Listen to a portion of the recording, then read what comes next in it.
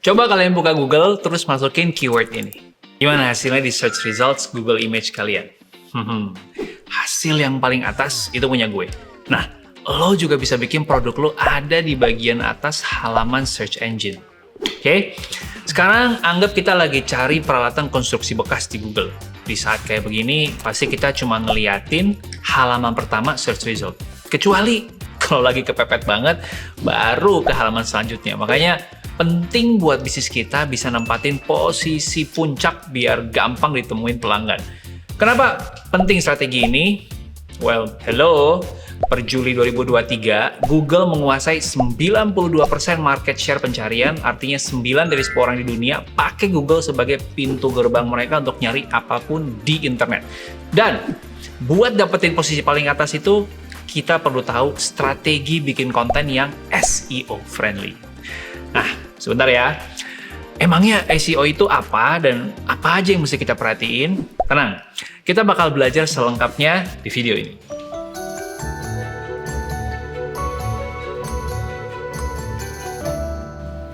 Hai teman-teman, balik lagi bareng gue, Felixandro Ruby, yang bakal bagiin tips bikin konten SEO friendly biar bisnis lo makin dikenal sama banyak orang.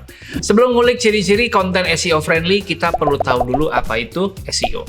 Simpelnya, SEO itu strategi buat nempatin konten lo di halaman pertama search engine, contohnya Google. Nah, SEO friendly berarti konten tersebut ngikutin algoritma mesin pencarian supaya hasilnya muncul di bagian yang paling kelihatan sama pengguna, jangan sampai di bagian yang kelelep. Nah, sebentar. Emangnya cara kerja algoritma hasil pencarian itu kayak gimana? Nah, dulu konten yang kata kuncinya asal-asalan bisa muncul di halaman pertama hasil pencarian. Padahal isinya belum tentu ngejawab pertanyaan orang yang pakai search engine. Tapi sekarang, algoritma mesin pencarian makin pinter ngebedain konten yang beneran bermanfaat dan yang kurang bermanfaat. Makanya, konten yang asal ngulangin kata kunci udah nggak ditampilin lagi di halaman pertama mesin pencarian. Jadi, SEO friendly bukan sekedar ngulang-ngulang kata-kata yang sama ya guys. Tadi kita udah bahas salah satu karakteristik konten yang SEO friendly. Sekarang gue mau kenalin satu syarat lagi nih. Konten kalian harus berbobot dan bermakna. Ini bagian dagingnya. Catat ya teman-teman ya. Ada 5 cara untuk gabungin storytelling dengan SEO supaya SEO friendly sekaligus ngena di pembaca. Mari kita kupas satu persatu. 1. Langsung kasih pengantar atau hook yang unik di bagian awal. Ini supaya pembaca langsung tertarik sama konten lo sejak pertama kali buka website. Caranya gimana? Lo bisa gunain cerita-cerita lucu, sedih, atau bahkan yang membagongkan selama itu nyambung sama topik konten lo. Misalnya nih ya, lo punya aplikasi belajar online dan pengen ceritain testimoni penggunanya. Daripada lo promosin sejarah bisnis lo dari awal konten, coba lo fokus ke ngebangun emosi dengan pembaca. Salah satu caranya, lo bisa kasih pengantar tentang kesulitan apa yang dialami banyak orang selama belajar, biar mereka makin relate. Entah itu susah cari waktu di sela-sela kesibukan, atau bingung cara nemuin materi yang lengkap dan terbaru. Kalau udah dapat hook yang menarik dan berhasil ngedapetin perhatian pembaca, sekarang nomor 2, kita fokus ke ngebangun suspense dalam cerita. Soalnya, semua orang suka kan dibikin penasaran?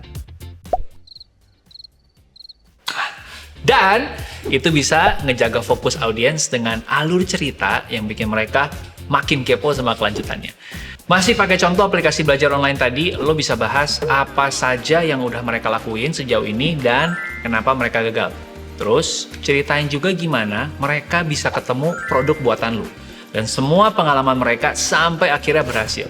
Tapi, asal nyeritain kisah orang lain aja kurang ngena ya kayaknya. Soalnya, berasa lagi ngamatin dari kejauhan aja.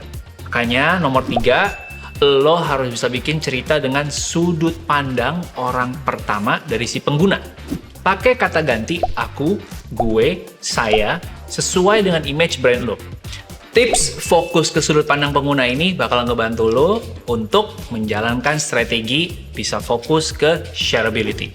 Caranya, selain pakai 3 kata ganti tadi, lo juga bisa bikin cerita dengan kalimat sederhana tapi langsung ngena ke intinya. Atau bisa juga masukin gambar atau masukin foto di konten lo. Percaya deh, kalau konten lo udah nyebar ke banyak orang, bisnis lo akan makin dikenal. Yang gak kalah penting, lo juga perlu perhatikan nomor 4, keyword density di konten lo. Buat bagian ini, lo nggak bisa asal-asalan. Soalnya pembaca zaman sekarang udah cukup pintar buat tahu artikel mana nih yang ditulis cuma buat mesin pencarian dan artikel mana yang emang buat manusia kayak mereka yang benar-benar niat cari tahu dan belajar. Nah, salah satu caranya adalah dengan ngecocokin posisi kata kunci dalam tulisan lo sama arti kalimatnya. Itu dia kenapa lo sebaiknya nggak terlalu sering ngulang kata kunci yang sama dalam konten yang dibuat. Karena konten juga ada hierarkinya. Ya, usahakan keyword ini muncul di H1 atau judul pertama tulisan. Nah, itu dulu yang penting. Lalu, yang terakhir dan yang suka kelupaan, nomor 5, maksimalkan link ke artikel lain dalam website lo yang berhubungan dengan topiknya. Bukan cuma link internal, tapi juga link eksternal ke situs-situs yang mungkin kredibel. Misal, dalam kasus aplikasi belajar online tadi, ya, misalkan lo ada artikel tentang cara belajar yang produktif, dan kebetulan lo sempat nulis resensi buku Getting Things Done, lo bisa selipin link ke artikel tersebut.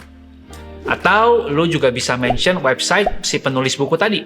Dengan cara ini Google akan ngebaca, wih, ini artikel berbobot nih. Karena website yang di link juga legit dan trafficnya tinggi.